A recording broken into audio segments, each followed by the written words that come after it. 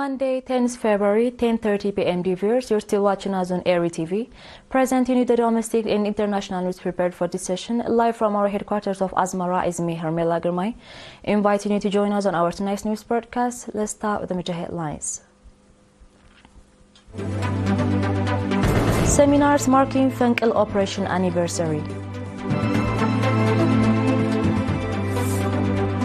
Training on refrigeration and air conditioning. On our detailed domestic news, seminars commemorating the 35th anniversary of the Fenkil operation and the liberation of Massawa were held for youth, government workers, and other invited guests from 6th to 8th February.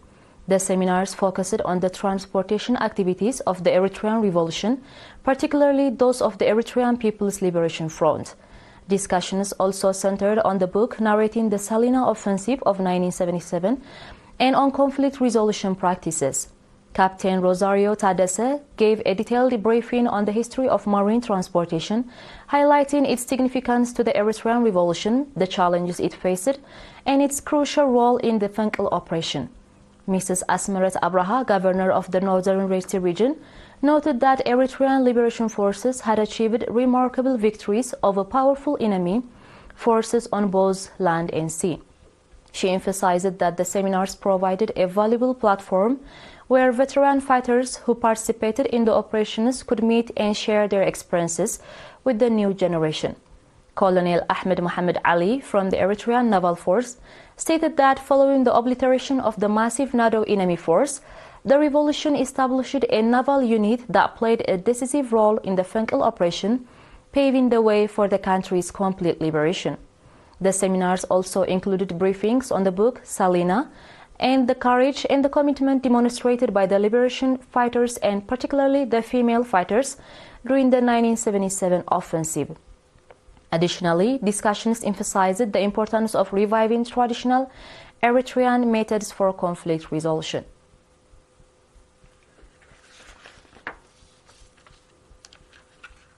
In other news, the Ministry of Land, Water and Environment, in collaboration with the partners providing training on refrigeration and air conditioning, the training delivered by Eritrean professionals, combined theoretical and practical components.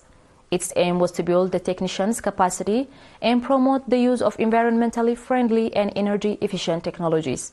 Mr. Kubrom Asmarom, acting head of the ministry's environmental branch, stressed the importance of refrigeration and air conditioning systems in preserving food, medicines, and other essentials. He urged the trainees to apply their newly acquired knowledge to ensure both their safety and that of the environment. Representative of the United Nations Industrial Development Agency, Mr. Alvin Tepo, indicated that the agency is engaging with over 86 countries to implement the Montreal Protocol to protect the stratospheric ozone layer by phasing out the production and consumption of ozone-depleting substances. He also recommended that other African countries to follow the training Eritrea is conducting within its internal capacity. As part of the training, the participants visited Asmara Brewery to observe practical applications of the concepts they had learned. In other news, Mr. Adam Abdullah, Managing Director of the Central Dankalia Subzone, reported that strong efforts are being made to enhance community participation in soil and water conservation activities. Mr. Adam highlighted the residents' commendable involvement in constructing terraces, water diversion systems, underground reservoirs, and water catchment systems, as well as in road renovation projects through popular campaigns. Citing the successful public participation in the construction of the dam in Afambo and in ongoing construction of the dam in Ramanda, Mr. Adam called for similar engagement in other development initiatives.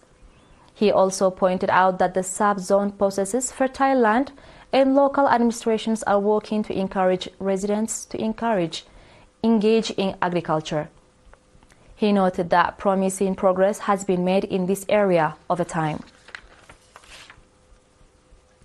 In our today's final report, a social science training program was conducted for 239 youths from the southern region between 21st January and 4th February. Mr. Girmay Gebru, head of the National Union of Eritrean Youth and Students in the region, stated that the trainees were drawn from 25 high schools across 12 subzones.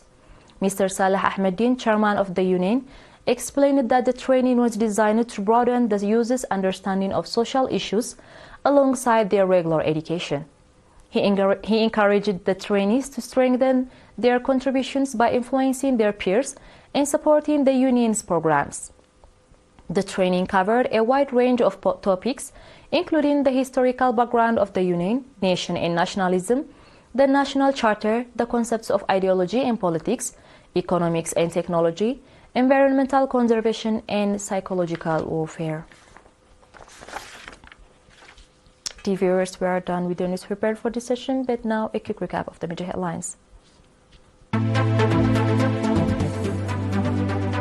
Seminars marking Fenkil operation anniversary. Training on refrigeration and air conditioning. The viewers, that was all for tonight. Thank you for joining us and have a blessed one.